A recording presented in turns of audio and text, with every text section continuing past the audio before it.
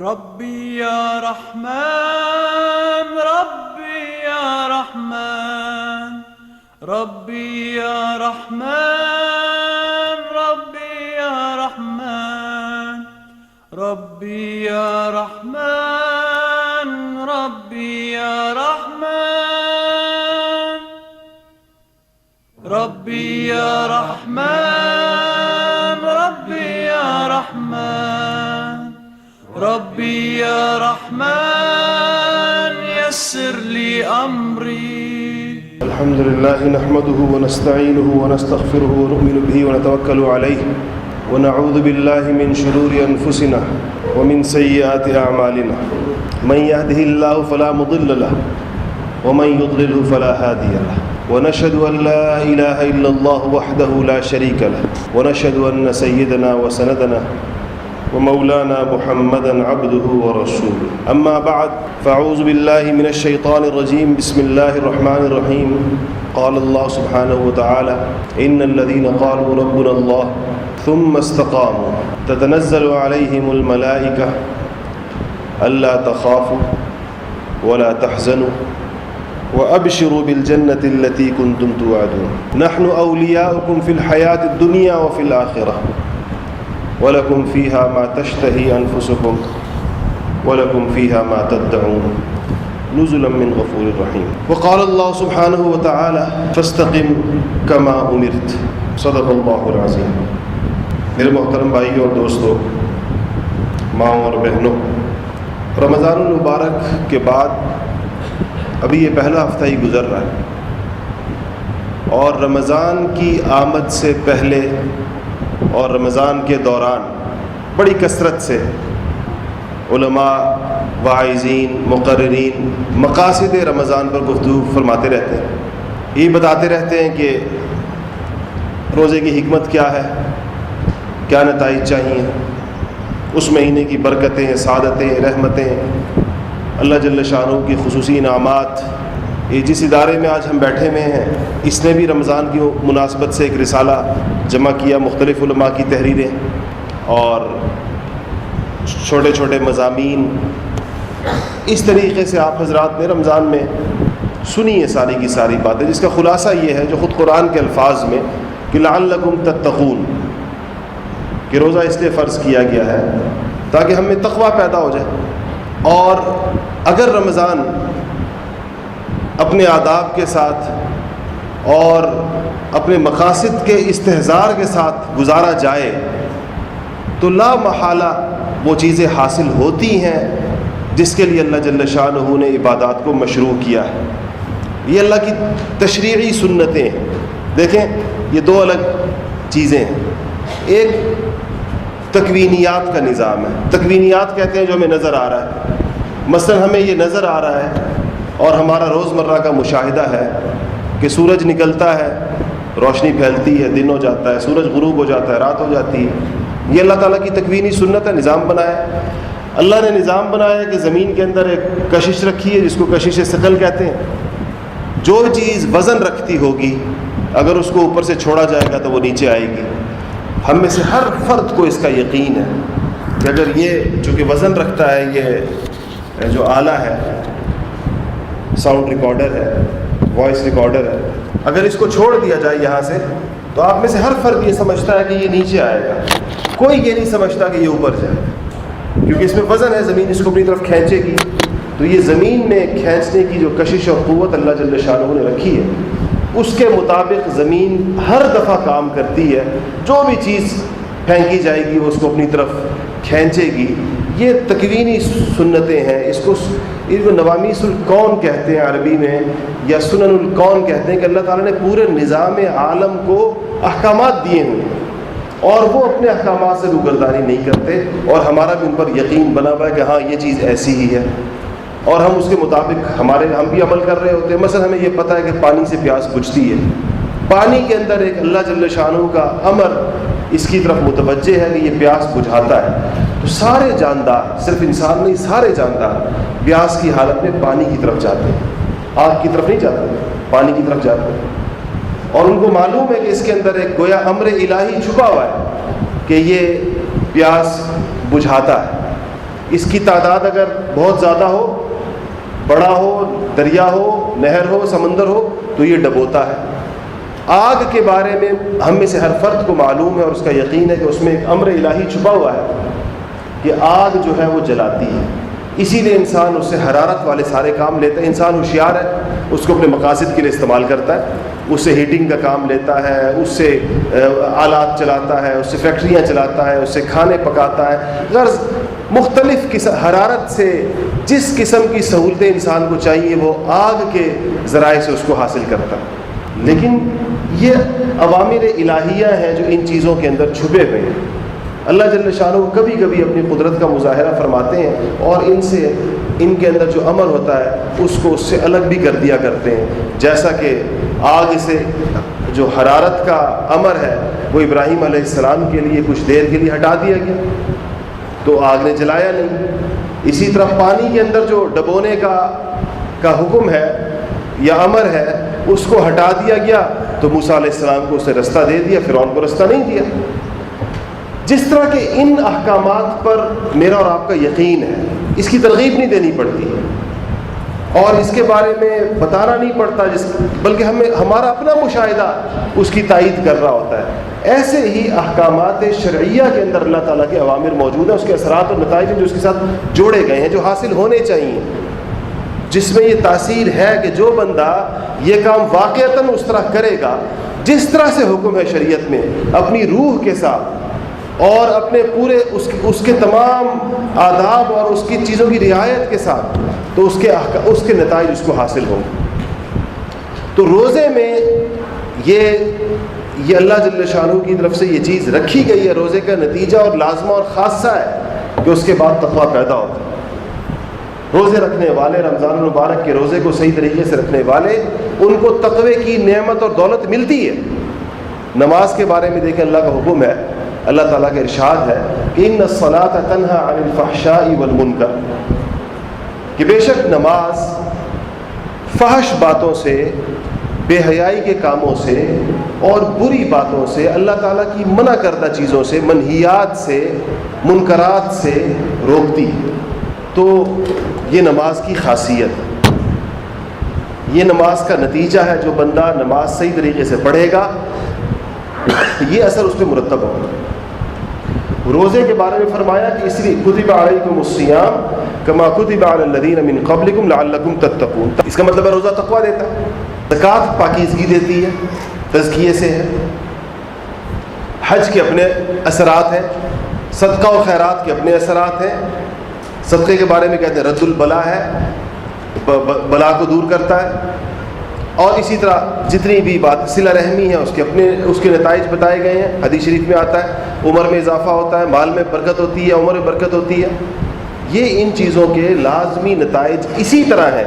جیسے یہ تکوینی سنتیں آپ کو نظر آ رہی ہیں، تکوینی قوانین آپ کو نظر آ رہے ہیں، ایسے ہی تشریعی قوانین اللہ تعالیٰ کے اسی طریقے کے ساتھ، اس سے زیادہ اہمیت کے ساتھ وہ موجود ہیں۔ ہمیں اس کا یقین نہیں ہوتا اپنی کم علمی کی وجہ سے بسا ہوتا، اور ہمیں اس کے مقاصد کی طرف توجہ نہیں ہوتی۔ دیکھیں کتنے رمضان ہم نے گزارے، جن کی عمریں 60 سال ہیں وہ 45-47 سال سے روزہ رکھ رہے ہیں۔ کبھی ہم نے کیا یہ سوچا ہے کہ ہمارے شوال میں اور ہمارے شعبان میں کیا فرق ہوتا ہے؟ شعبان کا مہینہ رمضان سے پہلے آتا ہے اور شوال رمضان کے فوراً بعد آتا ہے، یہ شوال چل رہا ہے۔ تو روزہ فرض ہوا تھا تقوی کے لیے، کیا ہمارا شوال ہمارے شعبان سے بہتر ہے؟ کیونکہ شعبان میں تو روزہ نہیں رکھا گیا تھا اور ابھی رکھا گیا، پورا مہینہ گزرا ہے۔ تو کیا اتنی بڑی مشق سے جو اللہ جل شانہ نے ہمیں گزارا، اور وہ چیزیں جو حلال تھیں ہم پر روک دی گئیں اس کے دوران؟ کھانا پینا تو حلال ہے، ابھی ہم لوگ یہ میں پانی پی رہا ہوں، رمضان میں نہیں پی سکتا تھا۔ اس طرح اور بہت ساری چیزیں جو رمضان کے علاوہ، اس مخصوص اوقات کے علاوہ جائز ہیں انسان کے لیے، حلال ہے، اللہ جل شانہ اسے روک دیتے ہیں انسان کو۔ تو کوئی مشق کرا رہے ہیں، کوئی اس کو کسی ایک ایکسرسائز سے گزارا جا رہا ہے، کیا اس کا نتیجہ ہمیں حاصل ہوا؟ ہم نے کبھی شوال میں بیٹھ کر یہ غور کیا؟ اگر رمضان صحیح طریقے سے گزارا جائے تو وہ نتیجہ لازماً حاصل ہوتا ہے، اس کے بعد اس کی حفاظت ہوتی، جس پر آج ہم نے بیٹھ کر بات کرنے کا سوچا۔ اور کسی چیز جو دینی نعمت انسان کو حاصل ہو جائے کوئی دینی چیز اس کو، علمی عملی چیز اس کو حاصل ہو جائے اور پھر وہ اس کی حفاظت کے بارے میں فکر مند ہو اور اس کی حفاظت اور اس کی ترقی کی کوشش کرے، اس عمل کو استقامت کہتے ہیں۔ عربی میں استقامت قامہ اور قیام کے لفظ سے نکلا ہے، بظاہر اس کے معنی کھڑے ہونے کے، اپنی جگہ پر کھڑا ہو جانا، لیکن دینی اصطلاح میں استقامت کہتے ہیں کہ انسان جو چیز اس کو حاصل ہو گئی ہے اس کی حفاظت کے ساتھ اس میں مزید ترقی کرتا چلا جائے، وقت گزرنے کے ساتھ ترقی کرتا چلا جائے، اس کو استقامت کہتے ہیں، اور یہ مانگی گئی ہے۔ میں نے جو آیت آپ کے سامنے تلاوت کی، ان الذین قالوا ربنا اللہ ثم استقاموا، کہ وہ لوگ جو کہہ دیں کہ ہمارا رب اللہ ہے۔ دیکھیں انسان حیران ہوتا ہے، یہاں پر اس کے بعد لمبی ایک قطار ہے نعمتوں کی، اس آیت میں ذکر کی گئی، تتنزل علیہم الملائکہ الا تخافوا ولا تحزنوا وابشروا بالجنۃ التي کنتم توعدون، اور آگے نحن اولیاؤکم فی الحیاۃ الدنیا والآخرہ، یہ سب کچھ ہے، لیکن جو اس سے جس پر یہ سارا نتیجہ مرتب ہو رہا ہے، جس بات پر یہ سارے وعدے اور یہ بشارتیں سنائی جا رہی ہیں، وہ فقط دو باتیں ہیں۔ ایک یہ کہ ان الذین قالوا ربنا اللہ، جو لوگ ایک دفعہ کہہ دیں کہ ہمارا رب اللہ ہے، ثم استقاموا، پھر اس پہ ڈٹ جائیں، پھر اس پہ کھڑے ہو جائیں۔ یہ دو باتیں صرف ارشاد ہیں کہ ایک دفعہ کہہ دو کہ رب اللہ ہے، اس کے بعد اس پر ڈٹ جاؤ، اس پر کھڑے ہو جاؤ، اس پر ساری بشارتیں آگے سنائی گئی۔ تو استقامت اتنی بڑی چیز ہے کیونکہ ربنا اللہ کہنے والا سارا دین اس کو سمجھ میں آ جاتا ہے۔ جو ایک دفعہ حقیقی معنوں میں ربنا اللہ کہہ دیتا ہے کہ میرا رب اللہ ہے، آپ سوچیں جب اسے اللہ تعالیٰ کو رب مان لیا، اپنا پالن ہار مان لیا، اپنا پروردگار مان لیا، اپنا معبود اور اپنا مسجود مان لیا، اور اس کی ساری امیدیں اور توقعات اللہ سے ہو گئیں، اور اس نے سارا کائنات کا پورے نظام کا بنانے والا اور چلانے والا اللہ کو مان لیا، اور خود کو بھی اس کے اندر ایک اللہ تعالیٰ کی مخلوقات میں سے ایک ایسی مخلوق جو کہ ہر چیز میں اس کی محتاج ہے اور جو تھوڑے وقت کے لیے دنیا میں بھیجی گئی ہے، جس نے اپنے رب اور مالک کے پاس ہمیشہ ہمیشہ کے لیے دوبارہ جانا ہے، یہ ساری باتیں ربنا اللہ کے اندر انسان کو سمجھ میں آ جاتی ہیں۔ پھر کیا مطالبہ ہے کہ مان تو لیا، وہ تو تمہاری فطرت کا تقاضا ہے، اللہ نے انسان کو بنایا ایسے ہے، اور اللہ تعالیٰ نے انسان کو پیدا اس ڈھب پر کیا ہے، اس ڈھنگ پر کیا ہے کہ اس کی فطرت ربنا اللہ کا تقاضا کرتی ہے، اس کی فطرت کہتی ہے ربنا اللہ۔ یہ باقی ساری یہ جو کہا قرآن شریف میں آتا ہے کہ یہ ساری چیزیں تسبیح اور حمد کرتی ہیں اور اللہ تعالیٰ کی بڑائی بیان کرتی ہیں اور اللہ کی مطیع و فرما بردار ہیں، یہ جتنی چیزیں، یہ درخت پودے پتے جو کچھ نظر آ رہا ہے، یہ بغیر دماغ کے اور بغیر ذہن کے اور بغیر مکلف ہونے کے، جب ان کی فطرت کا تقاضا اللہ کی وحدانیت کا بیان اور اس کی کبریائی کا بیان ہے، تو جس انسان کو پیدا ہی عبادت کے لیے کیا گیا ہے، اس کی فطرت کا تقاضا یہ کیسے کیوں نہیں ہوگا؟ اس کی فطرت کا یہ تقاضا ہے۔ یہ الگ بات ہے کہ انسان اپنی فطرت کو مسخ کر دیتا ہے بسا اوقات، اور وہ اپنی فطرت کو خراب کر دیتا ہے، اپنے مزاج کو، اس کی وجہ سے اگر وہ اس تقاضے کو نہ سمجھ پائے تو اس کے اندر کا تقاضا ہے۔ ثم استقام، پھر استقامت، اور استقامت اتنی بڑی چیز ہے، صحابہ کرام فرماتے ہیں کہ ہم نے حضور اکرم صلی اللہ علیہ وسلم کی داڑھی مبارک میں سفید بال دیکھے، چند بال نظر آئے سفید، تو صحابی نے عرض کیا کہ شبتا یا رسول اللہ، کیا رسول اللہ آپ بوڑھے ہو گئے، آپ کی داڑھی کے اندر سفید بال نظر آ رہے ہیں؟ تو کیا جواب دیا؟ کہا شیبتنی ہود و اخواتها، کہا مجھے سورہ ہود نے اور اس جیسی اخواتها، اس کی جو بہن صورتیں ہیں، اس نے مجھے بوڑھا کیا۔ علماء تفسیر کے لیے ظاہر سوال کھڑا ہو، ان صورتوں میں باقی قرآن پاک سے ہٹ کر ایسی کیا بات ہے جس نے حضور کو بوڑھا کیا؟ تو اکثر علماء تفسیر کا اس پہ اتفاق ہے کہ سورہ ہود کی آیت فاستقم کما امرت، کہ ویسی استقامت اختیار کیجیے جیسا آپ کو حکم دیا گیا، جیسی استقامت اللہ جل شانہ کو چاہیے، جو اللہ کا مطالبہ ہے، جو اللہ کا قائم کردہ معیار ہے، ویسی استقامت اختیار کیجیے، حضور کو کہا جا رہا ہے۔ تو ظاہر بات ہے کہ اللہ جل شانہ کے معیار کے مطابق استقامت اختیار کرنا کوئی آسان کام تو نہیں۔ فرمایا کہ اس مطالبے کا تصور یہ مجھے بوڑھا کرتا ہے، یعنی یہ میرے لیے ایک باعث غم ہے اور میرے لیے ایک پریشانی کا باعث ہے کہ اس طریقے کی استقامت کیسے اختیار کی جائے۔ ہم سے بھی رمضان المبارک جو ہے اپنے گزر جانے کے بعد اگلے رمضان کی آمد تک یہ جو 11 مہینے ہوتے ہیں درمیان استقامت کا مطالبہ کریں کہ رمضان میں جن چیزوں کی عادت پڑی ہے اور تم نے ڈالی ہے اس پہ استقامت اختیار کرو 11 مہینے تک. دیکھیں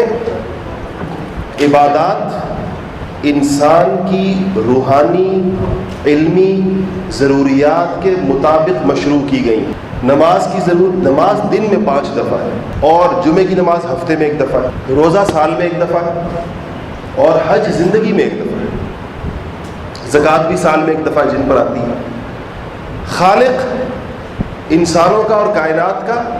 اپنی مخلوق کی ضروریات سے سب سے زیادہ باخبر ہے. اس کو پتہ ہے کہ اس کو جس طرح ہماری مادی ضروریات کے لیے ہماری خود بخود تربیت ہوتی ہے. آپ بتائیں کسی بھی جاندار کا جب بچہ پیدا ہوتا ہے، چاہے وہ انسان ہو، چاہے مرغی ہو، چاہے گائے ہو، چاہے کوئی بھی چیز ہو، اس بچے کے پیدا ہوتے ہی پہلے گھنٹے میں اس کی جسمانی ضروریات کی تعلیم کون دیتا ہے؟ اس کو کوئی بھی نہیں دیتا. گائے کا بچہ پیدا ہوتے ہی پہلے گھنٹے میں ہی ماں کے تھن کی طرف متوجہ ہو جاتا ہے اور مرغی کا بچہ چوزا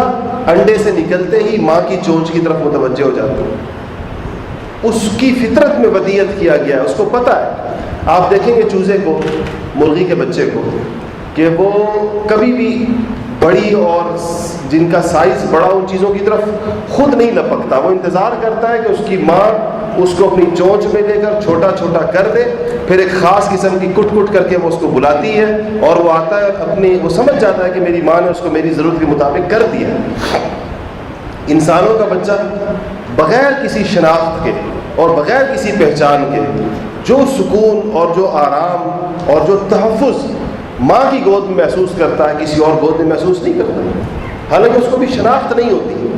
ابھی وہ پہچاننے کے چاہے وہ بچہ خدا نخواستہ نابینا بھی ہو یا اس کی آنکھیں بند بھی ہوں اس کو، تو یہ انسانوں کی یا جانداروں کی جسمانی اور مادی ضروریات ہیں اور اللہ جل شانہ نے اس کی تکمیل اور اس ضرورت کا احساس اور اس کو پورا کرنے کے ذرائع اس کی طبیعت کے اندر رکھے.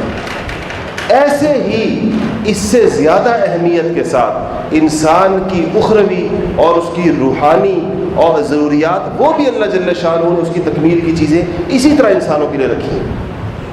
اور وہ جس طرح انسان کو خوراک کی ضرورت تو وہ اس کے لیے رکھی گئی، جہاں جس قسم کی خوراک کی ضرورت جس جاندار کو، اسی طرح اس کے لیے بندوبست کیا گیا. ایسے ہی ہماری روحانی ضروریات کو پورا کیا گیا ہے. ہماری تخلیق کو دیکھتے ہوئے اور اس کو جانتے ہوئے اس کو خود بنایا اللہ جل شانہ نے. ہمارے لیے دن میں 5 دفعہ نمازوں کو ضروری سمجھا گیا ان اوقات میں کہ یہ جب اٹھیں تو پہلا کام یہ کریں گے نماز پڑھیں،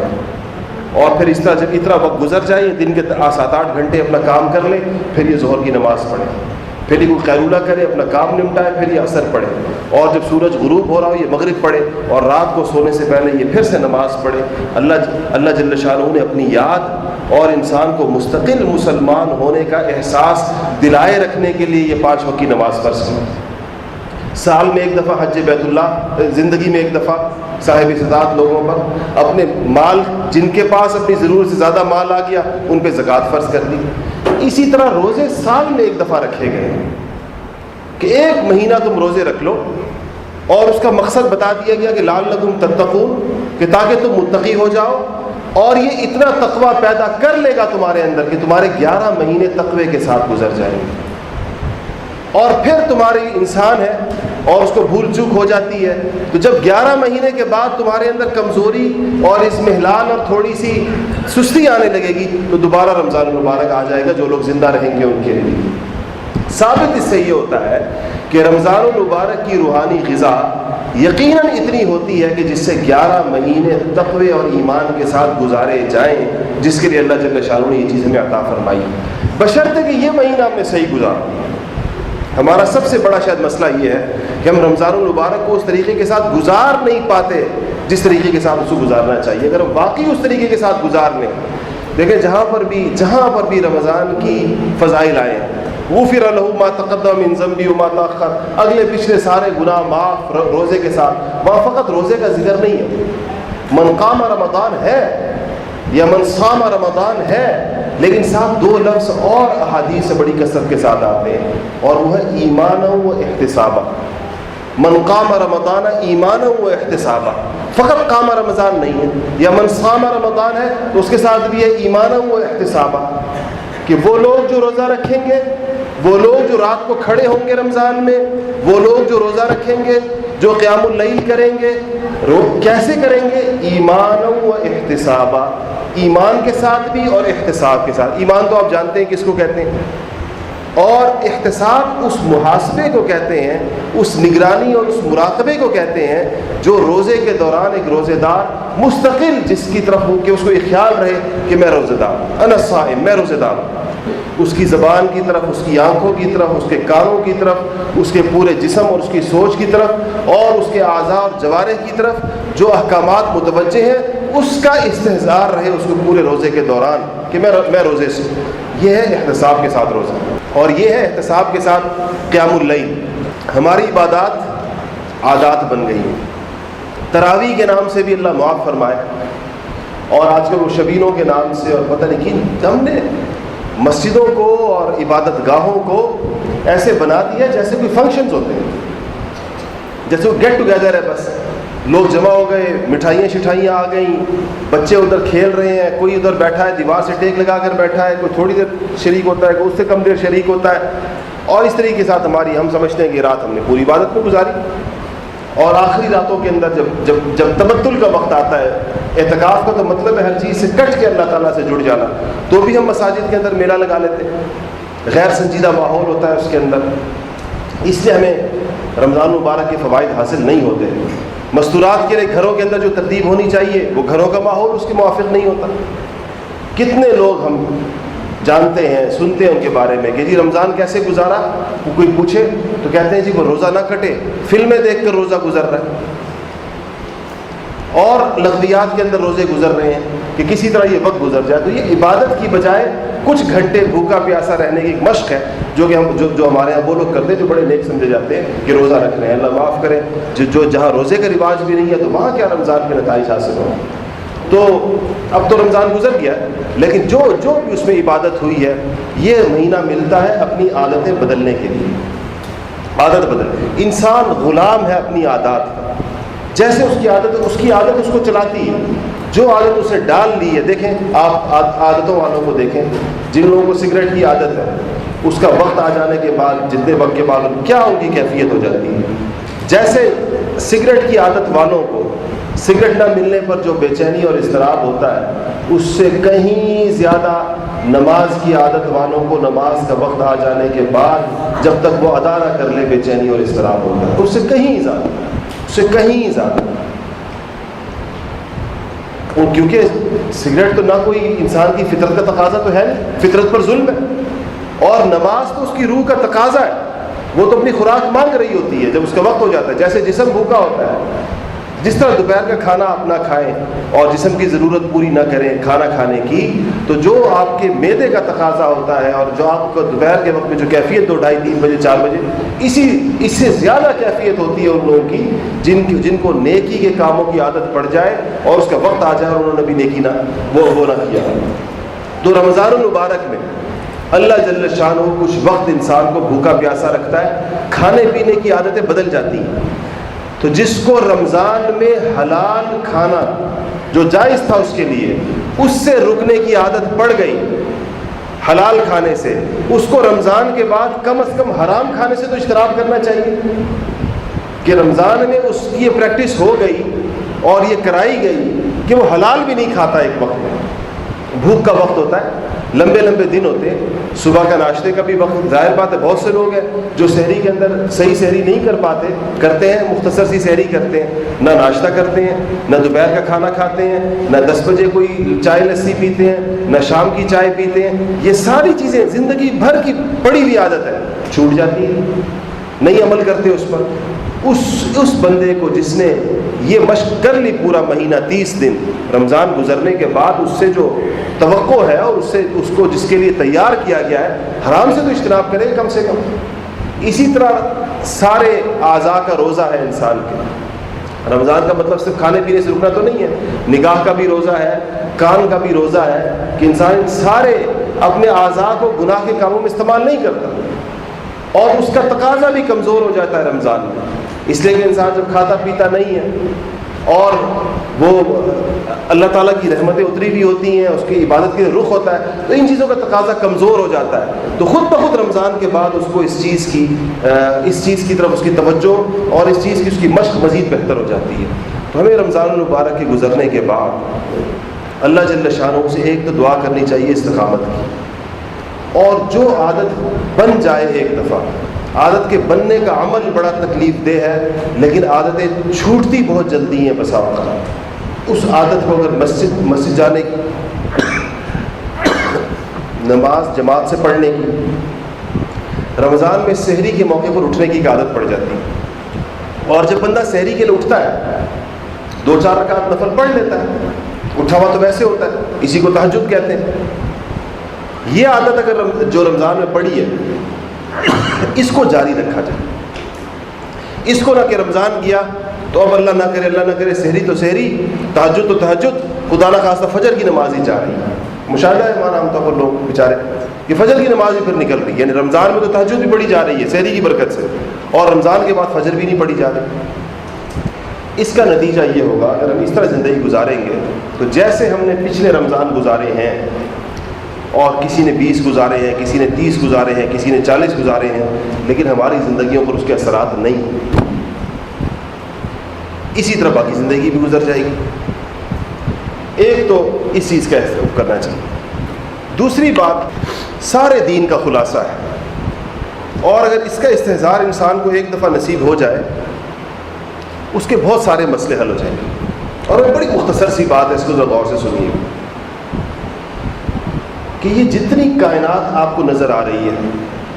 یا آپ کو نظر نہیں آ رہی، بے شمار چیزیں آپ کو نظر نہیں آ رہی، یہ ساری کی ساری کائنات اور یہ ساری دنیا اور اس کی یہ ساری چیزیں اللہ جل شانہ نے پیدا فرمائی ہیں انسان کی خدمت کے لیے۔ آپ دیکھتے جائیں، سورج انسان کی خدمت پہ لگا ہوا ہے، اور چاند انسان کی خدمت کر رہا ہے، پانی کر رہا ہے، زمین کر رہی ہے، پہاڑ کر رہے ہیں، حتیٰ کہ وہ نظر نہ آنے والے بیکٹیریا، نظر نہ آنے والے جراثیم، وہ بھی انسان کی خدمت کر رہے ہیں۔ آپ کو نہیں پتہ چلتا کہ دودھ سے دہی کس نے بنایا ہے، وہ چیز آپ کو نظر نہیں آتی، وہ بھی ایک جاندار ہے جو آپ کی خدمت کے لیے اللہ جل شانہ نے پیدا کیا ہے، اور اس سے کام یہ ہے کہ وہ دودھ سے دہی بناتا ہے۔ آپ دودھ رکھتے ہیں، اس سے دہی بن جاتی ہے، آپ کو نظر نہیں آتا۔ اس لیے میں کہہ رہا ہوں کچھ آپ کے کچھ خادم ہیں جو آپ کو نظر آتے ہیں، اپنی گائے آپ کو نظر آتی ہے، اپنی بھینس نظر آتی ہے، اپنے جانور نظر آتے ہیں، لیکن کچھ خادم اللہ جل شانہ نے ایسے سینکڑوں ہزاروں کی تعداد میں پیدا کیے ہیں جو آپ کو نظر نہیں آتے۔ آپ کے کھیتوں کو زرخیز کرنے والے بیکٹیریا بھی آپ کو نظر نہیں آتے۔ تو ہر چیز جس کو آپ دیکھیں گے آپ کو نظر آئے گا کہ وہ آپ کی خدمت میں لگی ہوئی ہے، انسان، اور انسان کو اللہ جل شانہ نے پیدا کیا ہے اپنے لیے، ان چیزوں کے لیے نہیں پیدا کی۔ گائے انسان کے لیے بنی ہے، انسان گائے کے لیے نہیں بنا، اور بھینس انسان کے لیے بنی ہے، انسان بھینس کے لیے نہیں پیدا ہوا، اور کھیتی باڑی، کھیت اور زمینیں انسان کے لیے بنی ہیں، انسان کھیتوں کے لیے نہیں بنا۔ یہ اس کی ضروریات ہیں، اس کے مقاصد زندگی نہیں ہے، یہ اس کے راہ چلتے ہوئے آدمی کی جیسے ضرورت ہوتی ہے اس طرح زندگی گزارتے آدمی کی ضرورت۔ آج ہم سے جو سب سے بڑا المیہ ہماری زندگی میں واقع ہوا وہ یہ کہ جو چیزیں ہمارے لیے بنی تھیں، بجائے اس کے کہ ہم ان کی خدمت سے لطف اندوز ہوتے اور اپنے مقصد کے لیے کام کرتے، ہم ان کے لیے وقف ہو گئے۔ آپ جس آدمی نے جانور پالے ہوئے ہیں تو آپ محسوس کرتے ہوں گے، اس کی زندگی کو دیکھیں تو یوں لگتا ہے کہ وہ پیدا ہی ان جانوروں کے لیے ہوا۔ 3-4 گائے اگر کسی کے گھر کے اندر ہیں اور 1-2 بھینسیں ہیں تو یوں لگتا ہے کہ اس بندے کو یہ منظر نہیں ہوتا دیکھنے والے کا کہ یہ گائے بھینسیں اس کے لیے پیدا ہوئی ہیں، منظر یہ ہوتا ہے کہ یہ ان کے لیے پیدا ہوا ہے، اور صبح سے لے کر شام تک اور شام سے لے کے رات تک اس کے دماغ پر بھی فکر طاری ہے اور اس کے جسم بھی اس کے لیے لگا ہوا ہے۔ جس آدمی کو اللہ کی طرف سے زمینوں کی نعمت دی گئی ہے تو یہ نہیں لگتا کہ زمینیں اس کی خدمت کر رہی ہیں، ایسے لگتا ہے کہ یہ آدمی سارا دن اس کی خدمت۔ تو یہ چیزیں صحابہ کرام کو بھی دی گئی تھی، اور یہ چیزیں امت کے نیک اور اچھے لوگوں کو بھی دی گئی تھی، انہوں نے بھی استعمال کی، اور ان کے حقوق بھی ادا کیے اور ان سے متعلق جو فرائض ان پر واجب ہوتے ہیں وہ بھی ادا کیے، مگر یہ چیز ان کو حاصل ہوئی کہ دنیا نے تو کی چیزوں نے ان کی خدمت کی بطور ذریعہ کے، اور وہ اللہ جل شانہ کی عبادت میں اور اللہ تعالیٰ کے احکامات کو پورا کرنے میں اور اللہ تعالیٰ جو ان سے چاہتا ہے اس سے مشغول رہے۔ یہ کامیاب زندگی ہے، یہ کامیاب اور کامران زندگی ہے، بجائے اس کے کہ وہ چیزیں جو ہمارے لیے پیدا کی گئی ہیں ہم اس میں ایسے کھپ جائیں اور ایسے لگ جائیں کہ وہ ہمیں دنیا اور مافیہ سے بے خبر کر دے، اللہ سے بھی دور کر دے اور اللہ جل شانہ کے سارے احکامات سے بھی دور کر دے۔ دکان ایک بندے نے ڈال دی تو دکان اس کی ضرورت ہے اور اللہ جل شانہ نے اس کے رزق کا ایک بندوبست فرمایا ہے، اس کے حوالے سے اس پہ کچھ احکامات ضرور متوجہ ہوتے ہیں، اس کو وقت دینا ہوگا، لیکن یہ اس کی ایک ضرورت ہے جہاں سے اس کی ایک ذریعہ ہے جہاں سے اس کی ضروریات پوری ہوں گی، اس کی زندگی کا مقصد نہیں ہے، مقصد حیات نہیں ہے، پیدا ہونے کا مقصد نہیں ہے۔ اب ہمیں غور کرنا چاہیے، دکانوں والوں کو غور کرنا چاہیے، زمینوں والوں کو غور کرنا چاہیے، ملازمتوں والوں کو غور کرنا چاہیے، جانوروں والوں کو غور کرنا چاہیے کہ کیا ہماری یہ ضروریات کے درجے میں ہے یا مقاصد کے درجے میں۔ آپ غور کریں گے کہ 99% انسانوں نے اس کو اپنے مقاصد طے کیا کہ میرا مقصد، اور بڑے فخر کے ساتھ اس کی طرف نسبت بھی، جس انسان جس چیز کی طرف بہت زیادہ جس چیز کے اندر مشغول ہو جاتا ہے نا تو اس کو اس کی نسبت مل جاتی ہے۔ کراچی کے اندر جو تاجر برادری ہے، کراچی کی تجارتیں بہت بڑی بڑی ہیں، تو وہ جس چیز کی تجارت کرتے ہیں تو وہ چیز ان کے نام کا حصہ بن گئی۔ آپ نے سنا ہو فلانا بھائی چمڑے والا، فلانا بھائی، یہاں پر بھی ہوتا ہوگا شاید موتی والا، اور فلانا جو ہے وہ کپڑے والا، ان کے پھر وہ میمنی زبان میں اس کو بدل دیتے ہیں تو اس کو کپڑے والے کو کاپڑیا کہتے ہیں، چمڑے والے کو چامڑیا کہتے ہیں، اس طرح مختلف قسم کے نام ان کے ساتھ لگتے ہیں۔ وہ اتنا نام کا حصہ بن جاتا ہے کہ وہ جب فوت بھی ہوتا ہے تو اس کے نام کے ساتھ ہوتا ہے، وہ باقاعدہ ذات کی یا کاسٹ کی جگہ کے اوپر وہ اس کا کاروبار لکھا جاتا ہے، وہ نام کا مستقل حصہ ہوتا ہے۔ کاروبار کے ساتھ اس درجے اشتغال کہ اس کی مستقل نسبت انسان کو مل جائے، یہ اس کے شب و روز اس کے ساتھ مشغول رہنے کا نتیجہ ہوتا ہے۔ دین کی نسبت بھی ایسے ہی لوگوں کو ملتی ہے کہ جو لوگ دینی محنتوں کے ساتھ شب و روز مشغول رہتے ہیں، ان کی طبیعت کو اس کے ساتھ ایک مناسبت پیدا ہو جاتی ہے اور ان کو اسی کی نسبت اس طریقے کے ساتھ حاصل ہوتی ہے۔ تو ہمیں رمضان المبارک میں اس بات کا موقع ملا کہ ہم نے اللہ جل شانہ کے حکم کے مطابق پورا دن گزارا اور اللہ تعالیٰ کے حکم کے مطابق رات کو قیام اللیل کیا۔ یہ دن اور رات ہم سے یہ مطالبہ کرتے ہیں رمضان کے بعد کہ ہم یہ ضرور سوچیں کہ کیا پوری زندگی اللہ جل شانہ کی ترتیب اور اس کی چاہت کے مطابق ہے، یا ضروریات زندگی مقاصد کا درجہ حاصل کر چکی ہیں اور عبادات جو ہے بس وہ عادات بن گئی ہیں، عبادت میں روح نہیں، وہ عادت کی شکل اختیار کر گئی، مقصد زندگی کا شعور نہیں، اور ضروریات زندگی مقاصد زندگی کی جگہ پر آ چکے ہیں اور ہمارا وقت گزرتا چلا جا رہا ہے اسی طریقے سے۔ اس کے سوچ و بچار کا یقیناً اس کا موقع رمضان المبارک کی لطافت کے بعد، اس سے گزرنے کے بعد انسان کو ضرور ملتا، تو ہمیں اس کی طرف غور کرنا چاہیے۔ اور اس غور کے بعد پہلی چیز کیا ہماری طرف متوجہ ہوتی ہے؟ اس کے لیے پہلی چیز کیا ہے کہ جب انسان یہ طے کر لے کہ نہیں مجھے اپنے مقاصد زندگی کے مطابق زندگی گزارنی ہے، تو پہلی چیز کیا ہے جس پر اس کو آنا چاہیے؟ پہلی چیز اس کو اپنی ذمہ داریوں، اپنی جانب متوجہ احکامات اور اللہ تعالیٰ کے مطالبات کا علم ہونا چاہیے۔ علم نہیں ہے تو وہ کیا کرے؟ مجھے رستے میاں صاحب بتا رہے تھے، دونوں اسلام آباد سے آ رہے تھے، کہ انہوں نے کہا کہ ہمارے ادارے کا موٹو ہے کہ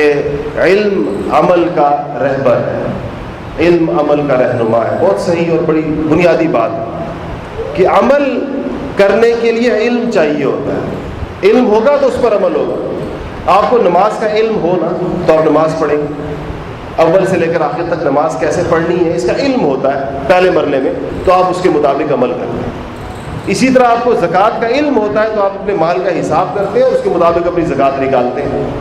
آپ کو حج کا علم ہوتا ہے تو آپ سارے مناسک اس علم کے مطابق کرتے ہیں، کس موقع پر کیا کرنا ہے۔ اگر آپ کو علم نہ ہو یا آپ علم والوں کے ساتھ نہ ہو تو آپ کو کیا پتہ کہ حج کیسے کرنا ہے۔ ایسے ہی اپنی زندگی گزارنے کے لیے اللہ جل شانہ کے مطالبات کا ایک علم ہے جو سب سے پہلے انسان کو حاصل کرنا چاہیے، اور یہی وہ فرض علم ہے مسلمانوں کا۔ جہاں حدیث شریف کے اندر علم کی فرضیت کا ذکر آتا ہے تو وہ اس علم کی فرضیت کا ذکر آتا ہے۔ ہم طلب علم کی فرضیت کی حدیثیں اسکولوں کے باہر لکھ دیتے ہیں تو بچوں کے ذہن میں یہ آتا ہے کہ شاید میٹرک کرنا فرض ہے، اور میٹرک نہ کیا تو قبر میں سب سے پہلا سوال یہ ہوگا کہ میٹرک کیا تھا یا نہیں کیا تھا۔ یہ علم کہ اللہ جل شأنہ، پھر اللہ کے مطالبات میں یہ سب چیزیں آ جاتی ہیں، اس میں میٹرک بھی آ جاتا ہے، اس میں اور بہت ساری چیزیں آ جاتی ہیں، انسانوں کی ضروریات کے علوم بھی آتے ہیں، اس میں وحی کے علوم بھی آتے ہیں، لیکن جس علم کی فرضیت کے بارے میں آتا ہے وہ یہ والا علم ہے کہ ایک انسان کو اپنی 24 گھنٹے کی زندگی دین کے مطابق گزارنے کے لیے کتنی معلومات چاہیے، یہ علم اس کے اوپر فرض ہے۔ تو پہلی چیز یہ ہے کہ انسان اپنے بارے میں، ہم میں سے یہ جو لوگ یہاں بیٹھے ہوئے، ہم مختلف شعبہ زندگی کے لوگ ہیں، کوئی ملازمت کرتا ہوگا، کوئی دکانداری کرتا ہوگا، کوئی تجارت کرتا ہوگا، کوئی زمیندارہ کرتا ہوگا، کوئی مزدوری کرتا ہوگا، کوئی کسی اور کام میں، کوئی طالب علم ہوگا، اسٹوڈنٹ ہوگا، کوئی دین کا طالب علم ہوگا، کوئی عصری تعلیم حاصل کر رہا ہوگا، اسکول کالج پڑھ رہا ہوگا۔ ہم سب کی طرف اپنے اپنے شعبوں کے اعتبار سے اللہ تعالیٰ کے احکامات متوجہ ہیں۔ تاجر کی طرف تجارت کے ہیں، اور زمیندار کی طرف زمیندارے کے ہیں، اور ملازم پیشہ آدمی کی طرف اس کے شعبے کے ہیں۔ سوال یہ پیدا ہوتا ہے کیا ہمیں ان مطالبات کا علم ہے جو ہماری طرف متوجہ ہے؟ ہمیں پتہ ہے مجھ سے اللہ کیا چاہتا ہے؟ نہیں پتہ، علم نہیں ہمیں اس بات، اس لیے ہماری زندگی کا رخ سیدھا بھی نہیں ہوتا اس کی جانب۔ تو پہلا مرحلہ یہ جو اس طرح کے ادارے بنتے ہیں، جیسے یہ باب علم، یہ باب حرم ہے، اور اس نوعیت کے جتنے بھی ادارے ہیں، ان کے مقاصد میں یہ چیز داخل ہوتی ہے کہ معاشرے کو وہ علم دینا اور معاشرے کو ایجوکیٹ کرنا جو اس کی ضرورت ہے اس کے مطابق۔ جیسے یہ حضرات یہاں پر کورسز رکھتے ہیں، اور مستورات کے لیے، بنات کے لیے، مردوں کے لیے بھی ہوتا ہوگا کوئی نہ کوئی نظام، نہ ہو تو آپ لوگ اس کو قائم کریں کہ چھوٹے چھوٹے ایک علمی کورس اس پر رکھیں کہ جس کے ذریعے سے آپ کو بنیادی چیزوں کا علم ہو۔ میں ٹریننگز کراتا ہوں مختلف جگہوں کے اوپر، خاص طور پر جو فائنینشیل انسٹیٹیوشنز ہیں ان کے اندر، تو میں بعض اوقات نوجوانوں سے پوچھتا ہوں کہ جو 16 سال پڑھ چکے ہوتے ہیں، 18 سال ماسٹرز کر چکے ہیں، اس سے زیادہ پڑھ چکے ہیں، کہ جو بنیادی اسلامیات ہے، بنیادی دینیات ہے، بنیادی چیزیں ہیں، کہ اس پر میں اندازہ لگانا چاہتا ہوں کہ ان کی معلومات کیسے ہیں۔ تو حیرت ہوتی ہے، اور اپنے نظام تعلیم کے بانجھ ہونے کے اوپر جو ہے وہ انسان کو دکھ ہوتا ہے اس بات پر کہ بنیادی چیزوں سے اعلیٰ تعلیم یافتہ افراد بے خبر ہوتے ہیں۔ مثلا انسان جب مسلمان ہوتا ہے تو اس کی طرف ایمانیات کا ایک سیٹ متوجہ ہوتا ہے کہ ان چیزوں کے اوپر ایمان لانا ضروری ہے۔ اس کو ایمانیات کہتے ہیں، بنیادی ایمانیات، کہ ایک مسلمان کا ایمان اللہ کی وحدانیت کے اوپر، رسول اللہ کی رسالت کے اوپر، اسی طرح قرآن کے اوپر، اسی وحی کے اوپر، فرشتوں کے اوپر، آخرت کے دن پر، ایمان مفصل، ایمان مجمل، دیگر جو چیزیں ہم ذکر کرتے رہتے ہیں، یہ وہ بنیادی ایمانیات ہیں کہ ان میں سے کسی چیز میں کمی ہوگی تو اس کا اسلام پورا نہیں ہے۔ یہ کیسے کہے گا کہ میں مسلمان ہوں؟ اس کا علم ان نوجوانوں کو نہیں ہوتا جو اپنی تعلیم کے 16 سال اور 18 سال پورے کر چکے ہوتے ہیں، انہوں نہیں پتا۔ یہ بارہا کا تجربہ ہے۔ اس کے بعد اگر ایمانیات پتہ چل گئی تو پہلا حکم جو انسان کی طرف متوجہ ہوتا ہے نماز کا ہوتا ہے۔ نماز کسی کی، آپ اس مجمع میں بھی آپ ایک قاری صاحب کو کھڑا کر دیں اور آپ قرآن سنیں تو 99% لوگوں کا قرآن ٹھیک نہیں ہوتا، اور سورہ فاتحہ میں اتنی بنیادی غلطیاں ہوتی ہیں، اور جو چھوٹی صورتیں وہ پڑھتے ہیں اس کا تلفظ اور وہ درست نہیں ہوتی، اور اسی غلط قرآن کے ساتھ، غلط سورہ فاتحہ کے ساتھ ساری زندگی نماز پڑھتے رہتے ہیں، ٹھیک نہیں، اس کا احساس نہیں۔ اور ہماری بدقسمتی کی ہمارے نظام تعلیم کا حصہ نہیں یہ چیز۔ سال ہر سال بچے پڑھتے ہیں اسکولوں کے اندر، کوئی ان کو یہ چیزیں پڑھانے والا نہیں، کیونکہ جن لوگوں نے نظام تعلیم بنایا ہے، جن کے بنائے ہوئے نظام تعلیم کو ہم چلا رہے ہیں، یہ ان کے مسائل نہیں تھے، اور گھروں کے اندر ہم نے اپنے بچوں کی ذمہ داریاں پوری نہیں کی۔ باقی چیزیں تو اس کے بعد، قرآن پاک اللہ جل شانہ نے اتنی بڑی نعمت عطا فرمائی ہے قرآن پاک کے حوالے سے ہماری آج کی عصری دانشگاہیں اور تعلیم گاہیں ان میں کیا نظام رکھا گیا اس کے لیے؟ آپ کو پتہ ہے علماء نے لکھا ہے کہ قرآن پاک اللہ تعالیٰ کی سب سے بڑی نعمت مسلمانوں کے لیے،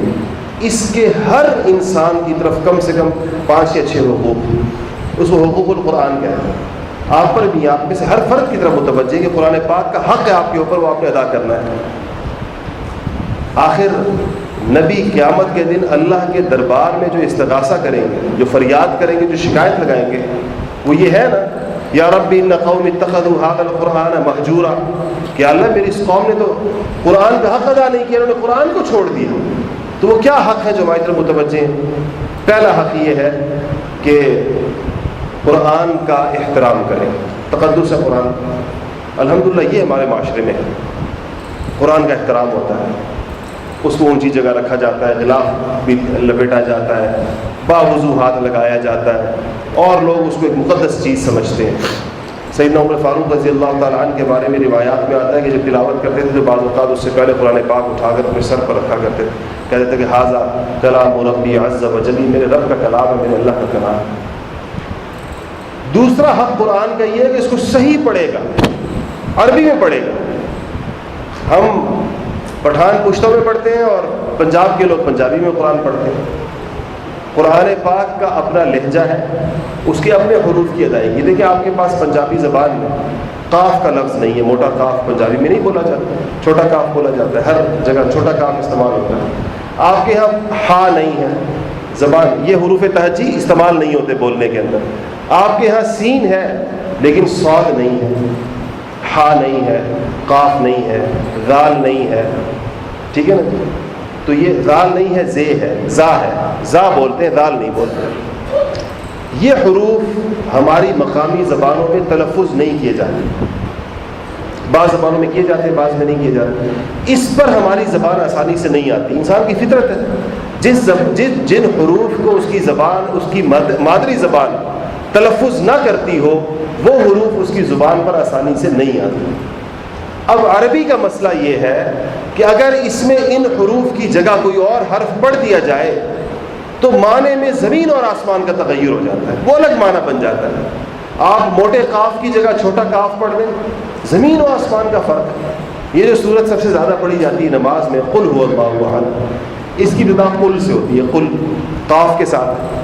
قل کا مطلب ہے، یہاں کہا جا رہا ہے کہ حضور کو کہ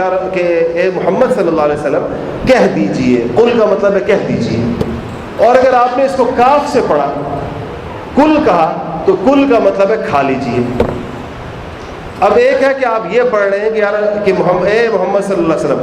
کہہ دیجئے کہ اللہ ایک ہے، قل هو اللہ احد، کہہ دیجئے کہ اللہ ایک ہے۔ اور آپ نے پڑھا کل ہوا، جو آپ سب پڑھتے ہوں گے، اگر ابھی بھی میں سنوں گا تو 90% لوگ کہیں گے کل هو اللہ احد۔ اس کا مطلب ہے کہ اے محمد صلی اللہ علیہ وسلم کھا لیجئے اللہ ایک ہے۔ تو اللہ کو ایک کہنا اور اللہ کو کھا لینا یہ ایک ہی بات ہے کہ نعوذ باللہ من ذلک، نقل کفر نباشر۔ تو یہ زبان کی حساسیت ہے کہ زبان ایسی ہے کہ اس کو آپ نے ذرا ایک حرف کو اپنی جگہ سے ہلایا، کچھ اور معنی بن گیا، کوئی اور لفظ بن گیا۔ یہ مسلمان مرد و عورت اور بچوں پر فرض ہے کہ وہ اس زبان کے مخارج کو سیکھیں گے اور اس کے تلفظ کو سیکھیں گے اور اس میں قرآن پاک کو پڑھیں گے اور سورہ فاتحہ کو، نماز کو پڑھیں گے۔ یہ دوسرا حق ہے جو میں نے بیان کیا۔ تیسرا حق یہ ہے کہ اس کو وہ سمجھیں گے بھی صحیح، جو پڑھ رہے ہیں اس کو سمجھیں گے بھی صحیح، سمجھ کے پڑھیں گے۔ یہ کوئی منتر تو نہیں ہے، یہ تو اللہ تعالیٰ کی باتیں ہیں جو ہم سے کی جا رہی ہیں، اللہ تعالیٰ کا پیغام ہے جو ہمارے نام آیا ہے، ہم سے بات کر رہا ہے قرآن، ہم سے باتیں کر رہا ہے، ہمیں بتا رہا ہے ہمارے بارے میں۔ تو یہ اس کو سمجھنا کہ اللہ تعالیٰ کیا کہہ رہا ہے اس کے اندر، یہ قرآن کا تیسرا حق ہے۔ اور چوتھا حق قرآن پاک کا یہ ہے کہ صرف یہ پڑھنے اور سمجھنے کی صرف کوئی فلسفے کی کتاب نہیں ہے کہ پڑھ لیا اور سمجھ لیا، یہ عمل کی کتاب ہے، یہ نظام حیات ہے، یہ دستور حیات ہے۔ تو کہا جا کہ چوتھا حق قرآن کا یہ ہے کہ اس پر عمل بھی کرے گا، احترام بھی کرے گا، اس کے بعد صحیح پڑھے گا، اس کے بعد سمجھے گا، اس کے بعد اس پر عمل کرے گا، اور پانچواں حق یہ ہے کہ معاشرے میں اس کو نافذ کرنے کی جد و جہد کرے گا۔ یہ بھی صرف نہیں کہ انفرادی طور پر عمل کرے گا. اسلام انفرادی دین نہیں ہے، اجتماعی دین. میرے اوپر انفرادی احکامات بھی ہیں کہ تم نماز پڑھو، میرے اوپر انفرادی احکامات ہیں کہ تم روزہ رکھو، لیکن میرے اوپر ایک اجتماعی حکم، معاشرے کا حکم بھی متوجہ ہے کہ اسلام کی اقامت دین کی محنت کرو گے اور اسلام کے نظام کو، اس کے عدالتی نظام کو، اس کے معاشی نظام کو، اس کے سیاسی نظام کو، اس کے تعلیمی نظام کو، اس کے معاشرتی نظام کو، اس کو زندہ کرنے کی جد و جہد بھی کرو گے، محنت کرو گے، کوشش کرو گے. مکلف کوشش کا ہوتا ہے، انسان نتائج کا نہیں ہوتا. میری زندگی میں نتیجہ نکلے تو اللہ کی بڑی نعمت ہے، میری زندگی میں نتیجہ نہ نکلے تو بھی اس سے کوئی فرق نہیں پڑتا. مجھ سے اللہ تعالیٰ نتیجے کا نہیں پوچھے گا، مجھ سے میری محنت اور کوشش کا پوچھے گا. اس لیے ہمیں لازماً ان 5 کم سے کم حقوق، میں نے کہا، میں نے سارے نہیں ذکر کیے، حقوق القرآن پر علماء کی مستقل تصانیف ہیں. کم سے کم ان 5 حقوق کو ذرا سامنے رکھیں آئینے کے طور پر، اور اپنے آپ کو سامنے رکھیں کہ ان میں سے کتنے حقوق ادا کر رہا ہوں. میرا خیال ہے کہ پہلے حق کو الحمدللہ اس بیٹھے ہوئے مجمع میں سب لوگ ادا کر رہے ہیں کہ قرآن پاک کا احترام کرنا. الحمدللہ قرآن کے تقدس کو کم کرنا یا پامال کرنا یہ ہمارے معاشرے میں نہیں ہے. باقی 4 حقوق کو ذرا سوچیے. کیا آج اس سوال کا جواب اپنے پاس پیدا کریں، اس سوال کا جواب اپنے آپ سے مانگیے،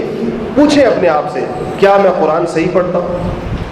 تو اس کا جواب آپ کو 2 منٹ میں مل جائے گا. کسی بھی قاری صاحب سے کہیں کہ میری سورہ فاتحہ سن،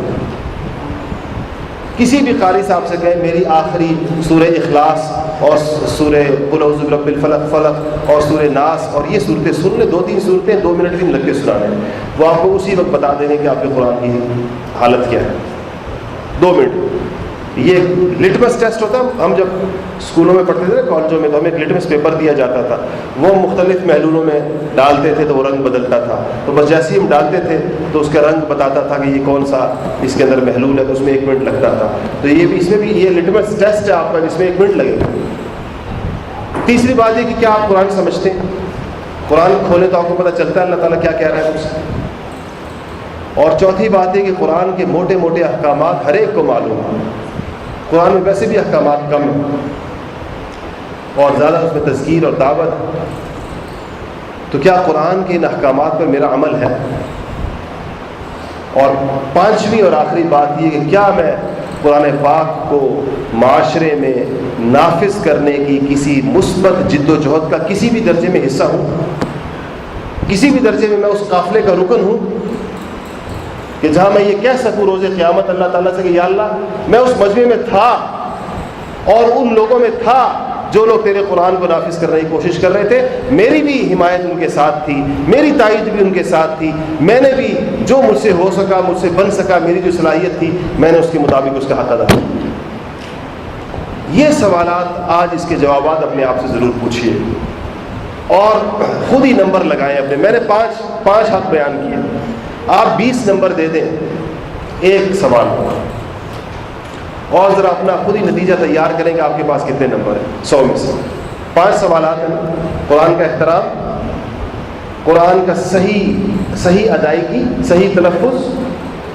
قرآن کو سمجھنا، فہم قرآن، عمل بالقرآن،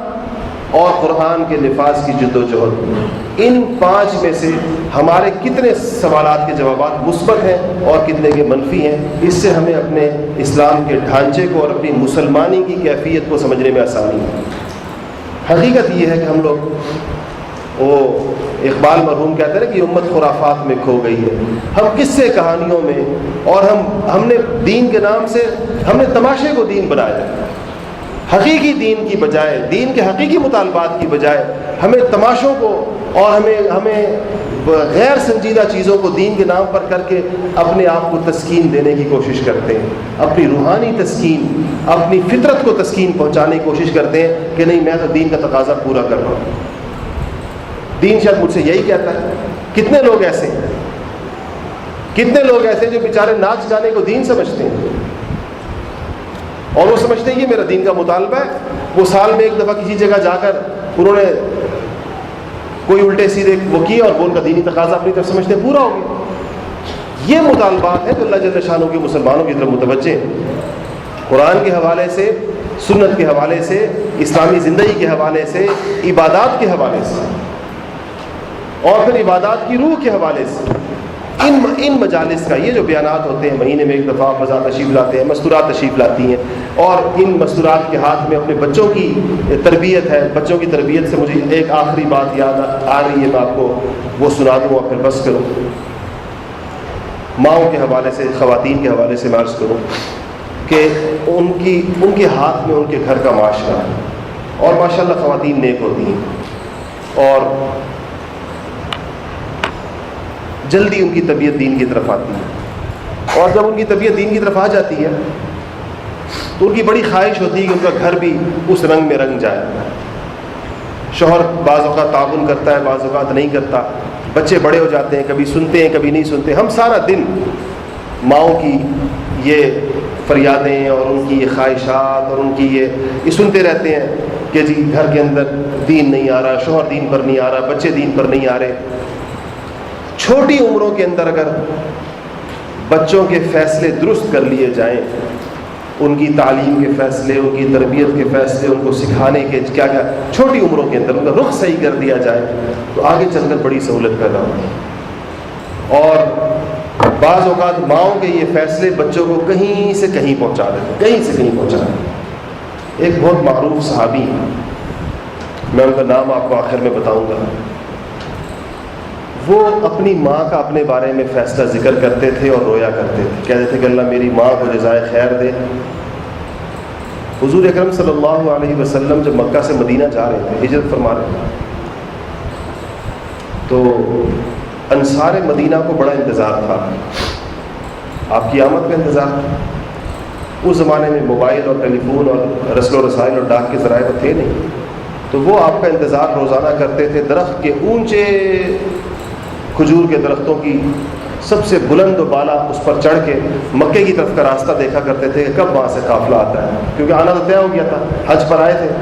اور بیعت بھی کی تھی 72 لوگوں نے، اور جب واپس جا رہے تھے تو آپ نے فرمایا تھا اور انہوں نے آپ کو دعوت دی تھی آنے کی، طے ہوا تھا کہ آپ تشریف لائیں گے. اطلاع تھی ان لوگ. تو جب آپ کا قافلہ نظر آیا، دور سے ریت اڑتی ہوئی نظر آئی، پتہ چلا مکہ سے قافلہ آ رہا ہے، تو انصار نے استقبال کا بڑا بندوبست کیا. اور وہ جو بنی نجار کی بچیاں رستے کے اندر کھڑی ہو گئیں، اور طلع البدر علینا من ثنیات الوداع، مشہور نظم ہے جو انہوں نے پڑھی کہ ہمارے اوپر تو آج چاند طلوع ہوا ہے. اور یہ انصار مدینہ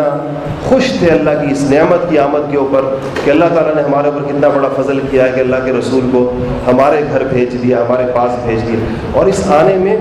ان کی ہمت، جب وہ بیان پڑھیں، احادیث کی وہ روایات دیکھیں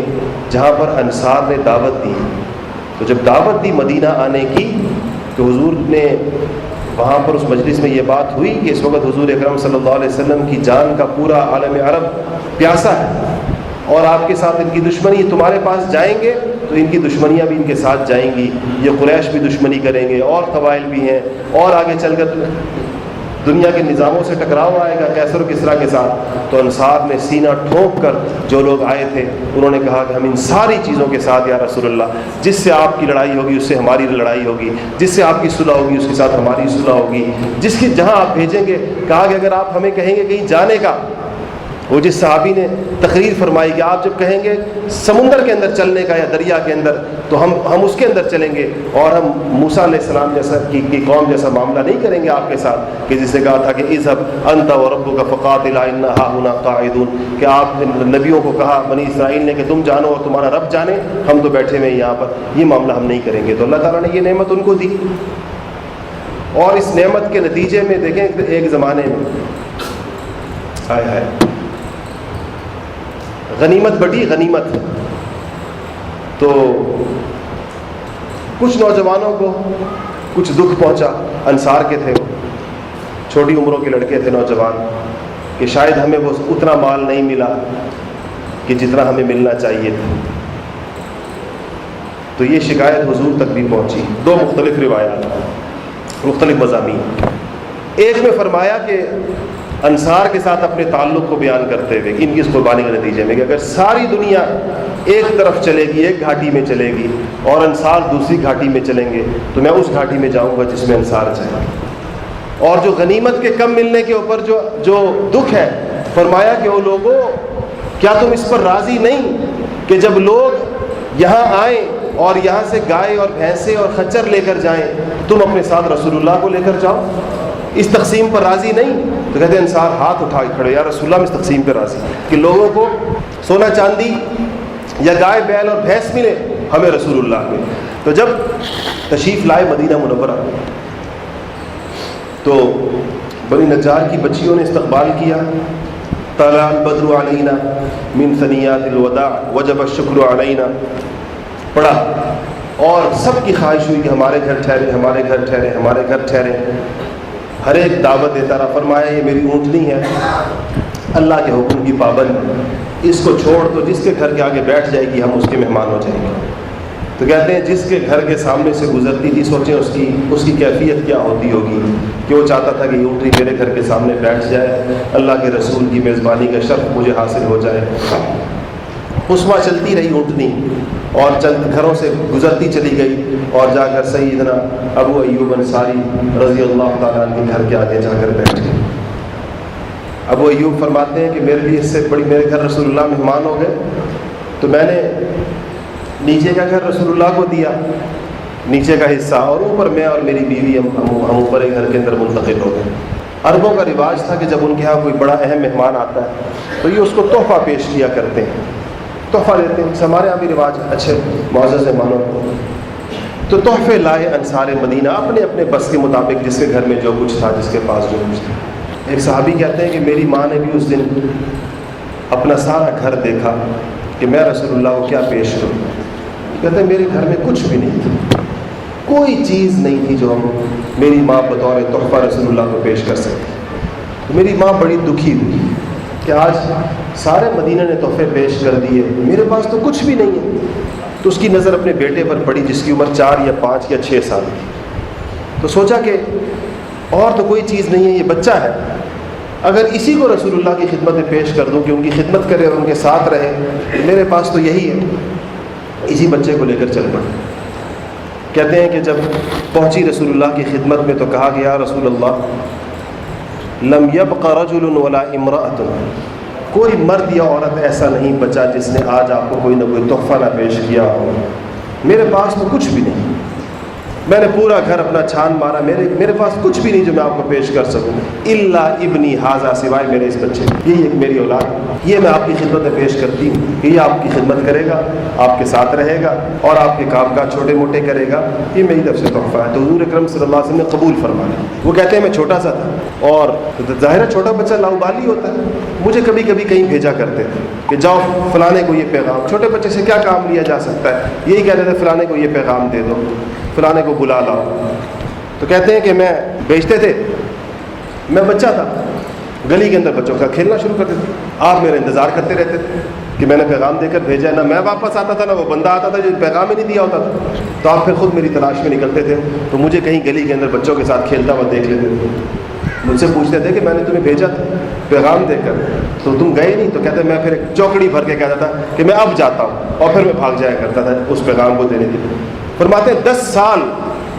میں نے رسول اللہ کی خدمت کی، اور ان 10 سالوں میں نے اگر کوئی کام غلط کر دیا تو آپ نے کبھی نہیں فرمایا تم نے یہ کیوں کیا، اور اگر میں نے کوئی کام نہیں کیا فرمانے کے باوجود تو آپ نے مجھ سے سختی سے کبھی نہیں پوچھا کہ تم نے کیوں نہیں کیا۔ یہ معروف خادم رسول ہیں سیدنا انس بن مالک رضی اللہ عنہ، کہتے ہیں مجھے رسول اللہ پیار سے انیس کہتے تھے، انیس عربی میں کہتے ہیں، انس کی تصغیر ہے۔ تو مجھے 4 دعائیں کہ انس تیری عمر میں برکت ہو اور تیرے مال میں برکت ہو۔ عمر میں برکت کیسی ہوئی؟ یہ ان صحابہ میں سے ہیں جو سب سے آخر سے دنیا میں گئے، 100 سال سے زیادہ عمر ہوئی ہے، 100 سال سے زیادہ جن صحابہ کی عمریں ہوئی ہیں ان میں سے ایک انس بن مالک ہے۔ آخری صحابہ جو دنیا سے گئے ہیں ان میں سے ایک ہی ہے۔ جن مورخین کا یہ دعویٰ ہے کہ امام ابو حنیفہ تابعی ہیں، وہ یہی کہتے ہیں کہ انس بن مالک کی زیارت کی ہے، اور 22 صحابہ کا ذکر بھی کرتے ہیں، لیکن ان میں معروف صحابی انس بن مالک ہے، یہ آخری دور کے ساتھ ہے۔ اور کہا کہ تمہارے مال میں برکت ہو، مالدار صحابہ میں شمار ہوتا تھا، اور کہا تمہاری اولاد میں برکت ہو۔ تو ان کی اولاد کے بارے میں روایات متعدد ہیں. بعض کہتے ہیں کہ 90 بیٹے تھے، بعض کہتے ہیں 100 بیٹے تھے، بعض کہتے ہیں 100 سے زیادہ تھے، بعض کہتے ہیں کہ 100 بچے تو دفنائے تھے، جو زندہ تھے اس سے کہیں زیادہ تھے. بہرحال اولاد بھی اس طرح وہ کہا کرتے تھے آخری عمر میں کہ جس دن روز محشر ہوگا اور حضور اکرم صلی اللہ علیہ وسلم مقام شفاعت پہ کھڑے ہوں گے، تو میرا دل چاہتا ہے کہ اس دن میں آپ کا دامن پکڑ کے کہوں کہ یا رسول اللہ، آپ کا انیس آج آپ کی شفقت اور محبت کا سب سے زیادہ محتاج ہے. اور کہتے ہیں بزبان حال گویا یہ کہتے تھے کہ شکر ہے کہ اس دن میری ماں کو گھر میں کوئی اور چیز نہیں ملی پیش کرنے کی، کہ اس نے مجھے پیش کر دیا اور میں نے 10 سال رسول اللہ کی خدمت کی. کوئی اور چیز مل جاتی تو وہ چیز پیش کر دیتی. تو ماں کے ایک فیصلے نے چھوٹے سے چند سال کے انس کو کہاں سے کہاں جا پہنچایا، اور اس کا شمار ان خاص صحابہ میں ہوتا ہے جنہوں نے رسول اللہ کی خدمت کی ہے اور رسول اللہ کے خدام کی حیثیت سے مشہور ہے. تو ماؤں کے، والدین کے، باپ کے، ماں کے اپنے بچوں کے بارے میں جو فیصلے ہیں وہ بسا اوقات بچوں کو کہاں سے کہاں پہنچا دیتے ہیں، اپنی قسمت کیسے بدل دیتے ہیں. تو ایک تو اپنی، جو میں نے ساری بات عرض کی، ہمیں اس کے اندر اپنے بارے میں بھی سوچنا چاہیے اور اپنے حوالے سے بھی اس پر کرنا چاہیے. لیکن اصل ہمیں جو بچے ہمارے بھی چھوٹے ہیں اور جن کی تشکیل اور جن کی تعلیمی ترتیب اس وقت ہمارے اختیار میں ہے، ہماری بات سنتے ہیں، سمجھتے ہیں اور ابھی ہم جس طرح ان کو چلانا چاہتے ہیں چلتے ہیں، ان بچوں کے بارے میں اس وقت سے یہ سوچنا چاہیے کہ ان کا قرآن پاک کے ساتھ تعلق کیسا ہوگا، دین کے ساتھ تعلق کیسا ہوگا، قرآن کے حقوق کی ادائیگی کے بارے میں یہ کیسے ہوں گے، اور ان کی طرف جو اللہ اور قرآن کے جو احکامات متوجہ ہیں، جو حقوق متوجہ ہیں، اس کی ادائیگی کے لیے ہم نے ان کو کتنا تیار کیا ہے، ان کو کتنا ذہن دیا ہے، کتنا ان کو اچھا ماحول دیا ہے. بچہ ماحول میں بنتا ہے اور ماحول اس کی اہم ترین چیز ہوتی ہے. یہ ساری چیزیں ہمیں سوچنی چاہیے. اور اس طرح یہ اس ادارے اور اس طرح کے اداروں میں جہاں پر ایک کوشش کی جا رہی ہے، مجھے بڑی خوشی ہوئی آج میں نے اس کو دیکھا بھی صحیح، کچھ کی تفصیلات بھی مجھے میاں صاحب سے معلوم ہوئی. الحمدللہ خواتین میں کام کرنے کے حوالے سے خاص طور پر یہاں بڑی ایک درد دل کے ساتھ انہوں نے اس کی کوشش کو شروع کیا ہوا ہے. اس میں ہمیں اپنی مستورات کو بھیجنا بھی چاہیے اور اس ماڈل کو ریپلیکیٹ کرنا چاہیے. جگہ جگہ اس طرز کے اوپر اداروں کو کھولنا چاہیے اور لوگوں کو جو بے شک عمر گزر چکی ہوتی ہے، تعلیم میں آگے جا چکے ہوتے ہیں، لیکن اپنی بنیادی دینی ضروریات سے واقف کرانے کا جو یہ کام اور طریقہ کار ہے، اس میں ہم سب کو حصہ لینا چاہیے، اس مشن کا حصہ بننا چاہیے اور ان اداروں کی، اس قسم کے اداروں کی اور ان محنتوں کی اور کوششوں کی قدردانی کرنی چاہیے کہ بڑے مواقع ہیں الحمدللہ ہمیں دستیاب ہیں. کہاں سے دیکھیں، میاں صاحب نے مجھ سے 3 مہینے پہلے بات کی، 2 مہینے پہلے کہ آپ آئیں اسلام آباد سے اور سرگودا میں. یہ آج پتہ نہیں کہاں سے چل کر اسلام آباد آئے، مجھے لے کر اپنے ساتھ آئے، ابھی ہم واپس جائیں گے. یہ ساری کوشش اس مقصد کے لیے کہ کچھ دیر آپ لوگوں کو کوئی دینی بات آپ کے کان میں پڑ جائے، آپ کے دل میں اتر جائے، آپ اس پر عمل کرنے والے بن جائیں. تو ان محنتوں کی، ان کوششوں کی، اس بھاگ دوڑ کی، اس کی قدر کرنی چاہیے. اللہ جل شانہ مجھے اور آپ کو عمل کرنے کی توفیق نصیب فرمائے. وآخر دعوانا الحمدللہ رب العالمین. ربی یا رحمان، ربی یا رحمان، ربی یا رحمان یسر لی امری.